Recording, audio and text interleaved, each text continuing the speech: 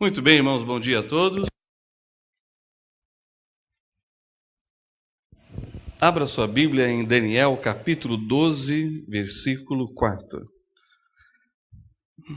Tem uma série de mensagens sobre desafios para a vida cristã e hoje vou tratar alguns itens como desafios que temos. Eu gostaria então de iniciar com esse versículo em Daniel, capítulo 12, versículo 4.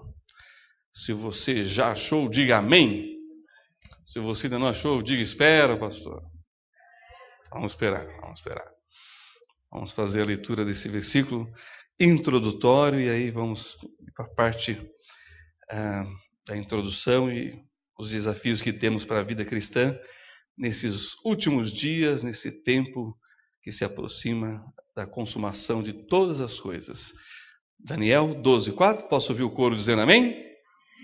Diz assim as Sagradas Escrituras: E tu, Daniel, encerra estas palavras e sela este livro, até ao fim do tempo.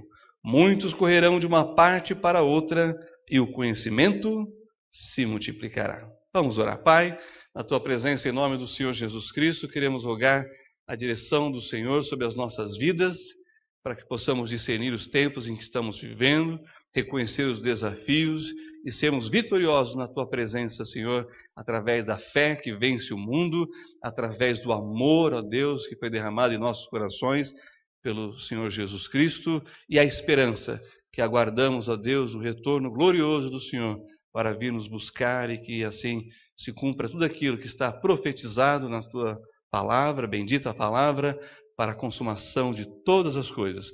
Visita o nosso irmão João Zanetti, meu irmão tão querido da nossa igreja, há tantos anos, servindo ao Senhor neste lugar, nesse momento de fragilidade, na parte física, que o Senhor toque, ó Deus bendito, a sua vida, ajude a nossa irmã Cida, também a irmã Deise, todos os familiares ali no cuidado do teu servo, que a bênção do Senhor esteja sobre ele. Aquilo que não podemos fazer, o Senhor pode, pois tu és o médico dos médicos.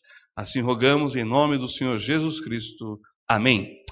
Muito bem, irmãos, vivemos num período de grandes transformações, sejam elas nas áreas da tecnologia e outras que nós vamos mencionar aqui, pois já entramos na era digital, ninguém mais tem o analógico, agora todo mundo é digital e essas novas tecnologias estão chegando e tomando conta, E alguns anos atrás foi lançado o livro A Era do Deus Digital, pelo Arnold Freud, das Chamadas da Meia-Noite, e foi um livro realmente revolucionário nessa área da inteligência artificial e tudo isso tomando conta. E um tempo atrás nós fomos num casamento em Guarulhos e coloquei no GPS e ele me levou até lá, conseguimos chegar e não sei porque, acho que eu deixei ligado, mas depois eu coloquei no silencioso, mas aí depois do casamento eu tirei do silencioso e conversando com a Jane,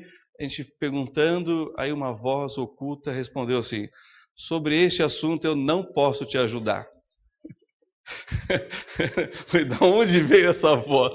Era do celular, era o pessoal do Waze, não sei se era do Waze, se era do Google Maps. Falei, mas calma aí, que história é essa? Quem é você? Então depois nós colocamos para voltar para casa e deu tudo certo. Também, este livro vai fazer uma análise esclarecedora dos rumos mundiais, mostrando como nos encaminhamos em direção à implantação da marca da besta, de um sistema de controle total da humanidade.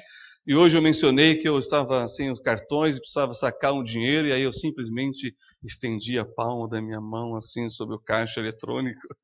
E ali então eu digitei meus dados e saquei todo o dinheiro que eu precisava. Eu falei, não se preocupe, não é o sinal da besta ainda.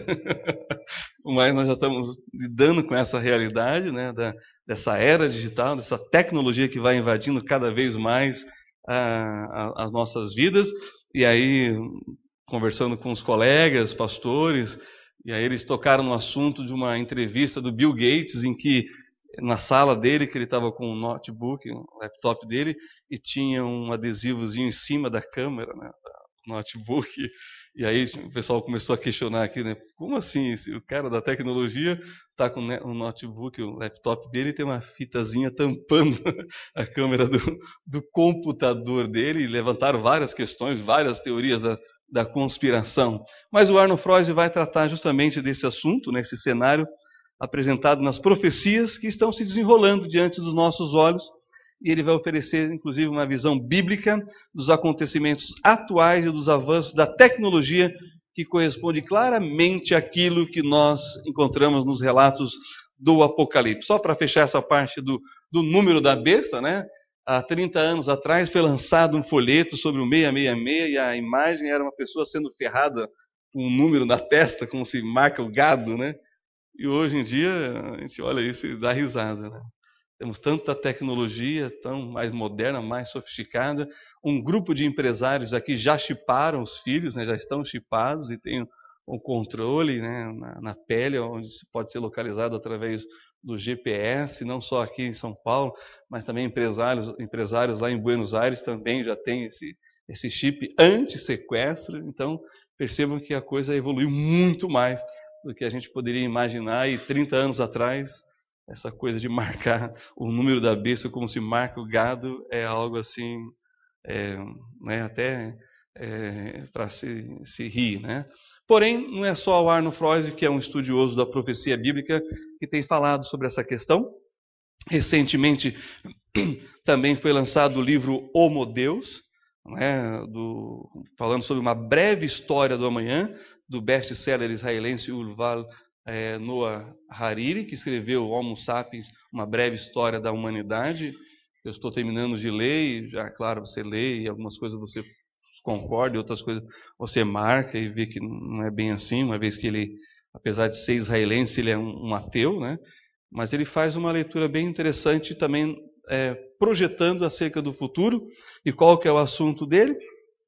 A questão da inteligência artificial, que está gerenciando aspectos cada vez mais relevantes da vida e da sociedade. Então percebam que esse é um assunto não só do Apocalipse, mas é um assunto também dos estudiosos de comportamento, né? Ele, como historiador e professor da Universidade Hebraica de Jerusalém, ele tem também se detido a pesquisar esse assunto, e aí trata, por exemplo, questões como: no mundo dominado por algoritmos, até que ponto o livre-arbítrio será importante para as futuras gerações? Cada vez mais nós estamos tendo controle em nome da segurança. E o quanto isso, então, não está sendo justamente preparado para o grande momento da manifestação do anticristo aqui na Terra, e a tentativa de controlar e de dominar todas as nações. Isso também traz para a gente grandes desafios na vida cristã. Um outro assunto também é a medicina moderna, né, que está desenvolvendo aí pesquisas com células-troncos, criando um embaraço com a questão da bioética e da religião. Inclusive, isso é abordado no livro do Hariri, onde pessoas com mais condições de poder aquisitivo vão poder criar super filhos, uma casta de pessoas privilegiadas com super poderes sobre os demais que não têm esses recursos, né? Então, percebam que é um assunto que está mexendo aí também na área da medicina. E nas ciências sociais, do convívio das pessoas, os homens se tornaram tão egoístas, tão amantes de si mesmos, como é descrito nas Sagradas Escrituras, que provocou na sociedade, em geral, um sentimento de frustração, medo e insensibilidade para com o próximo. Um bando de pessoas feridas que continuam ferindo-se a si mesmo e ferem outras pessoas sem querer, muitas vezes. Aliás, nós somos os únicos capazes de ferir as pessoas que nós mais amamos, não é verdade? Isso tudo é um grande desafio, irmãos, para a nossa geração. Como vivemos neste mundo, embora não somos desse mundo, mas também não somos alienígenas, porque fomos deixados aqui, devemos ser sal e luz. E esse é o tema da conferência de 51 anos de aniversário do TBI, que vai ser abordado pelo pastor Infante na semana que vem, e vale a pena a gente refletir sobre isso. Temos, portanto, grandes desafios para a vida cristã, e o primeiro que eu quero apresentar diante de tudo isso é a fidelidade.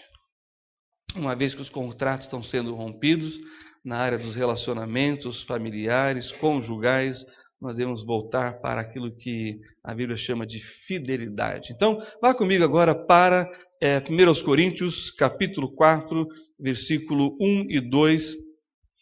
Essa é uma mensagem dirigida aos líderes da igreja, mas que tem grande aplicação para cada um de nós. Eu gostaria de pensar então nesse primeiro desafio, que é o desafio da fidelidade. Não importa o que está acontecendo no mundo, devemos nos preparar para ele, mas devemos nos preparar justamente para estarmos mais próximos de Deus, mais próximos da sua palavra, porque senão nós não suportaremos e não venceremos os desafios que se apresentam dia a dia a cada um de nós, independente da idade. Então, 1 Coríntios capítulo 4, versículo 1 e 2, nós lemos o seguinte: que os homens nos considerem como ministros de Cristo e despenseiros dos mistérios de Deus. Além disso, requer-se dos despenseiros que cada um se ache fiel.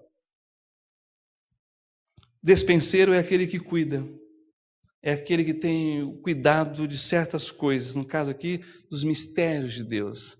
E o que é o mistério de Deus? É aquilo que estava oculto no passado, mas que nos últimos dias, nos dias atuais, tem sido descoberto e tem sido trazido à tona de forma bem explícita, não mais implícita como antigamente, né? Porque quem falava de fim do mundo há 20 anos atrás? Pastor evangélico.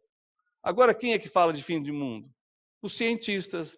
Eu não sei quantos acompanharam aquela série do Marcelo Geis, daquele cientista judeu, professor nos Estados Unidos. Ele teve uma série no Fantástico falando sobre o fim do mundo, um cientista falando sobre as coisas que estão acontecendo que pode levar ao fim da espécie humana. Ele entrou tão a fundo nisso, irmãos, que agora ele está trazendo assim um livro, uma leitura mais introspectiva sobre as coisas. O último livro dele não fala mais sobre as grandes descobertas da ciência, fala sobre o que é o ser humano na sua fragilidade. E como foi importante para ele uma certa atividade esportiva numa área, né, da pesca. Então percebam que o homem, ao contemplar todo esse avanço, ele fica meio desorientado, desnorteado, isso até um cientista, a ponto de precisar fazer uma reflexão sobre o que é a vida. Bem, os mistérios de Deus estão revelados para nós. Nós sabemos que essas coisas vão acontecer. E isso não deve nos assustar. Aliás, deve nos aumentar a nossa fé e a nossa fidelidade a Deus, que cumpre a sua palavra. E o versículo 2 diz justamente isso. Além disso, requer-se desses que têm os mistérios de Deus revelados, que se ache fiel. Fiel a quem? A Deus. Ao matrimônio, à família, às suas responsabilidades, ao seu compromisso como cidadão. Que faça a sua parte, independente de uma mensagem que traga o fim. Porque enquanto estivermos aqui, há esperança. E devemos fazer a diferença. E que não sejamos como muitos falsificadores da palavra de Deus, que se utilizam disso para fazer de outros presas suas. Por exemplo, olha só, vá para 2 Coríntios, capítulo 2,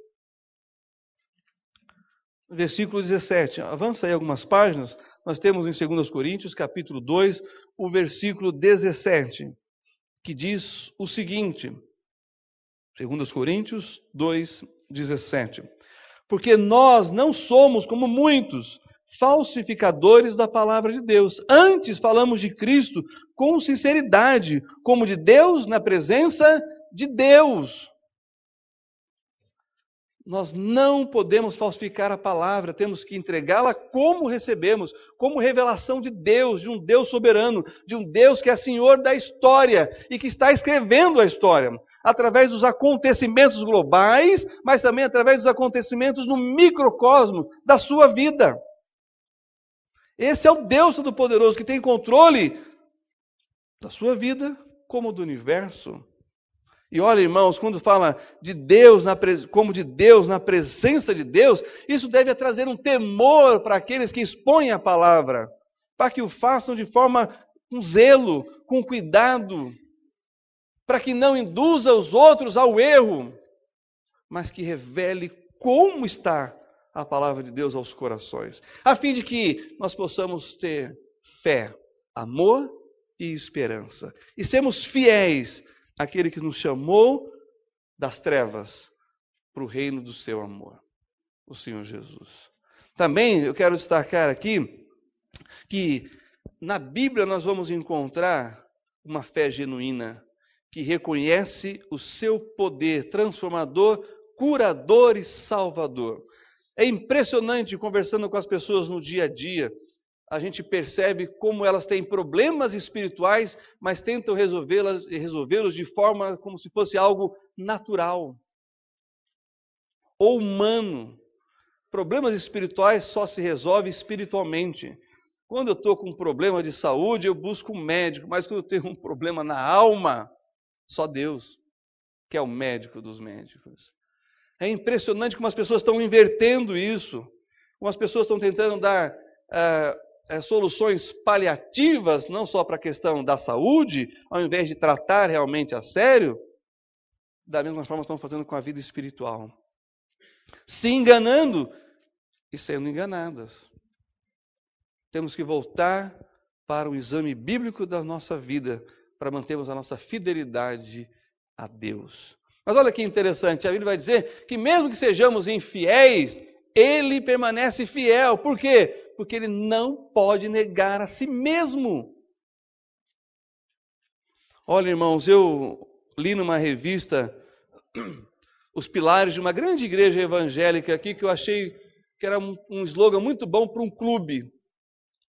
E era o seguinte, eram os pilares fundamentais dessa igreja em São Paulo, que não existe mais. Ela foi dividida. Sabe quais eram os pilares dela? A liberdade, a alegria e o amor. Acho que é um bom slogan para o clube, né? Essa igreja foi dividida, porque os pilares dela não estavam na palavra. Estava no homem e não na palavra. Você encontra pessoas que participaram dessa igreja e uma tragédia. Alguns foram para outras igrejas, mas outros não estão em lugar nenhum. É muito triste isso, irmãos. Que Deus nos livre de uma divisão. Por outro lado, uma fala muito interessante do pastor Hernandes Dias Lopes, ele fala o seguinte, que nas nossas igrejas nós corremos o risco de discutirmos e não realizarmos, e não fazermos o que deve ser feito. E a maior frustração do ser humano é discutir, é pensar, é analisar e não colocar em prática. Sabe, eu não sei, talvez você seja daquela pessoa que começa algo e nunca termina. Tem que acabar com esse negócio. Vamos começar e vamos terminar. Vamos começar e vamos concluir. Vamos realizar, porque a satisfação está nisso. Ele disse o seguinte: discutimos muito e agimos pouco. Falamos muito e trabalhamos pouco. Sabemos muito e realizamos pouco. Aqueles que não sabem é que fazem, pois os que sabem gastam todo o tempo discutindo. O mundo perece enquanto a igreja está discutindo. O diabo arruína vidas enquanto o povo de Deus, despercebido, está guerreando apenas no campo das ideias. Há muito discurso, mas pouco poder. Muita verborragia, mas pouca unção. Multidões sedentas, mas pouca ação da igreja. Antes das pessoas saberem o que você tem a dizer, elas querem saber se você vive o que você tem a dizer. Elas querem ver o seu testemunho na prática, o estender a mão ao necessitado, o se colocar ao lado e ajudar, o socorrer as pessoas que necessitam. Ah, irmãos, há muito discurso, há muitas vãs filosofias, mas pouca ação concreta de amor, de autossacrifício para quem precisa. E eu corro um risco muito grande, talvez alguns aqui comigo. Eu gosto muito de ler. Eu leio qualquer coisa em qualquer lugar, é um problema isso daí. Aliás, eu estou com um problema agora, estou lendo alguns livros ao mesmo tempo. Eu sei que não dá certo isso, mas de vez em quando eu caio no mesmo erro. Eu acho interessante o assunto, aí começo a ler.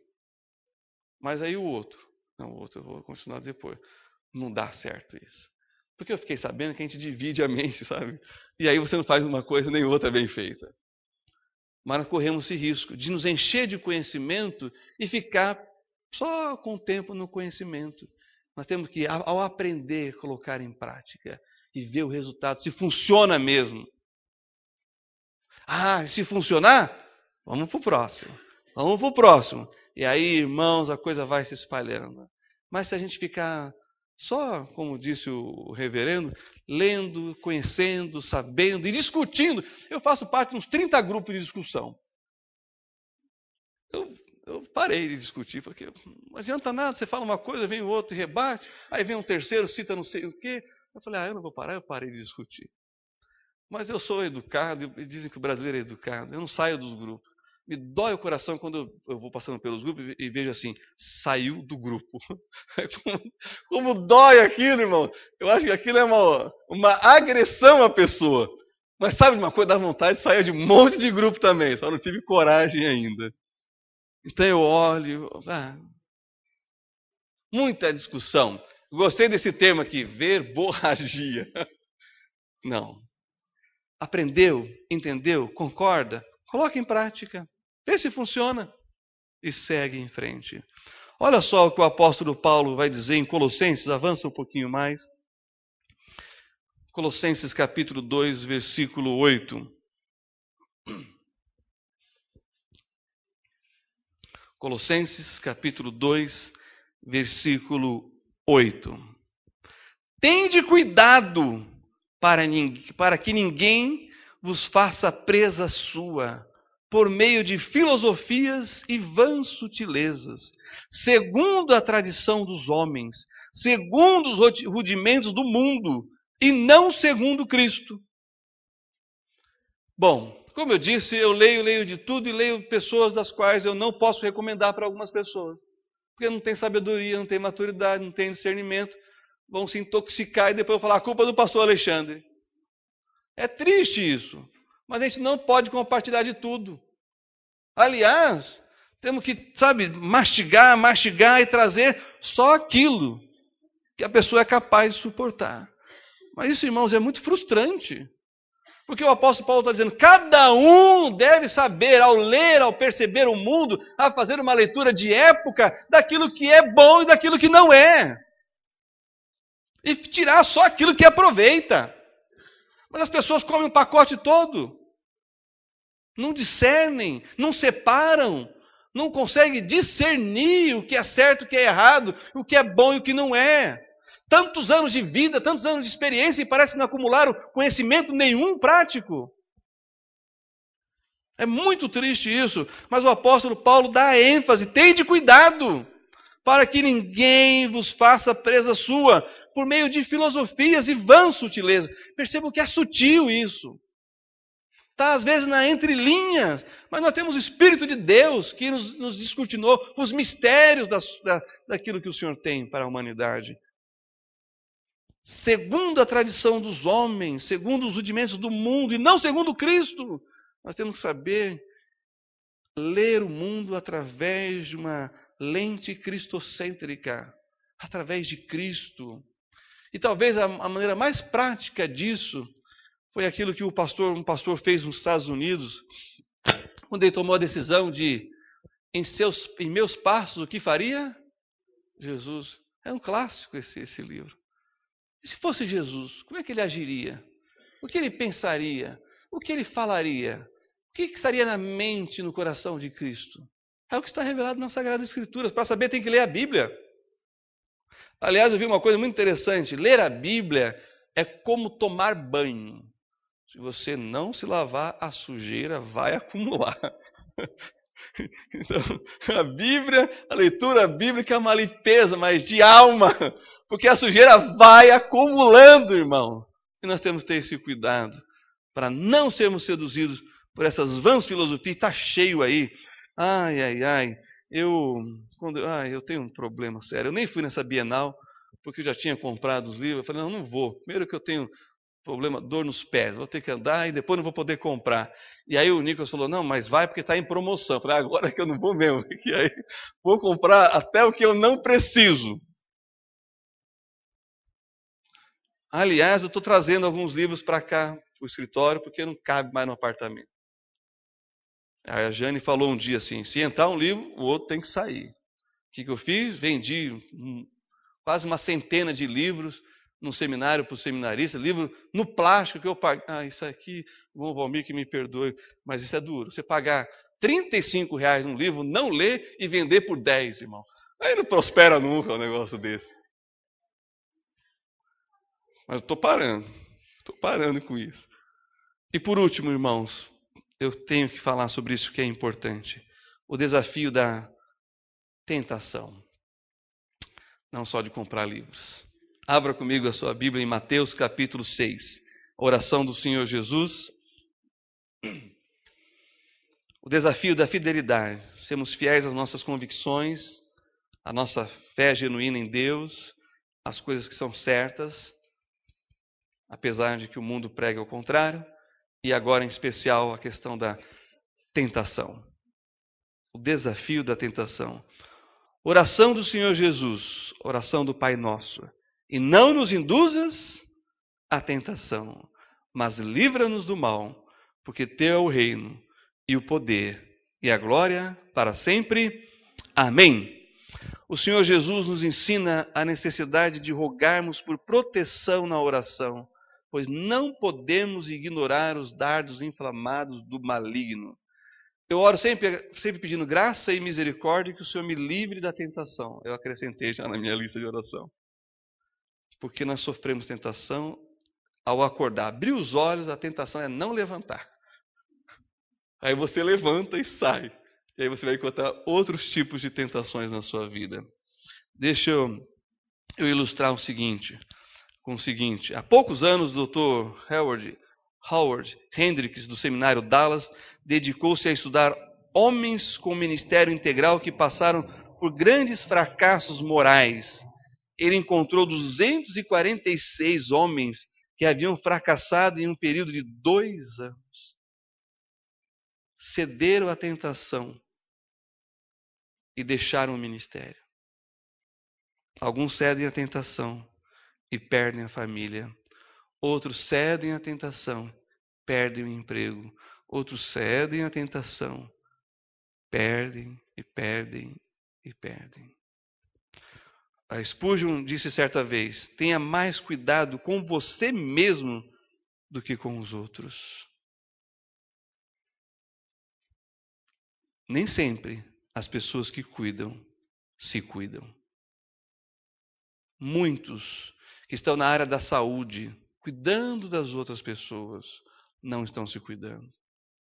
Muitas pessoas que estão cuidando dos filhos dos outros, não estão se cuidando. Muitas pessoas que estão cuidando, não se cuidam. E o Spurgeon está dizendo, nos chamando a atenção, tenha mais cuidado com você mesmo do que com os outros. Porque se você não cuidar de você mesmo, você não poderá cuidar dos outros. Tenha o seu tempo de descanso, tenha o seu tempo de consagração, de oração, de jejum, de buscar a Deus. E um livro que eu recomendo para vocês, A Oração de Jabes, do Bruce Wickson, um livro curtinho, mas um livro que vai mudar a sua vida.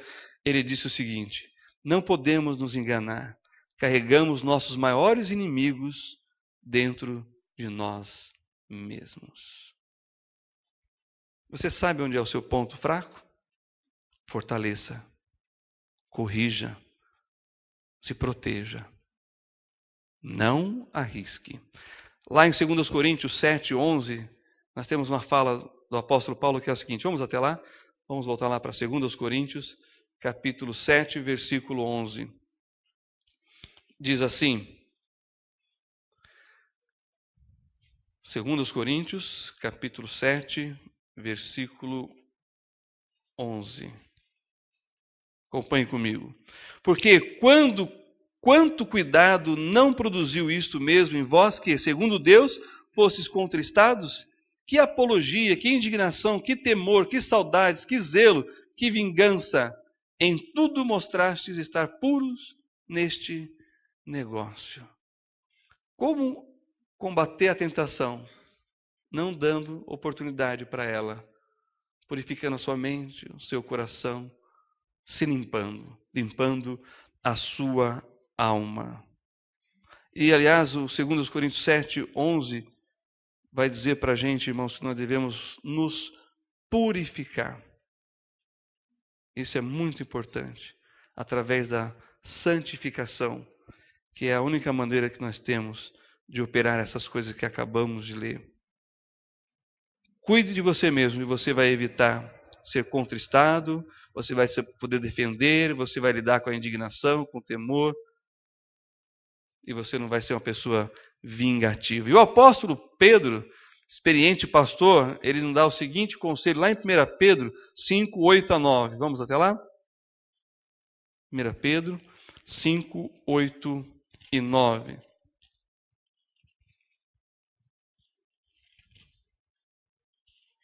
Primeira epístola do apóstolo Pedro, capítulo 5,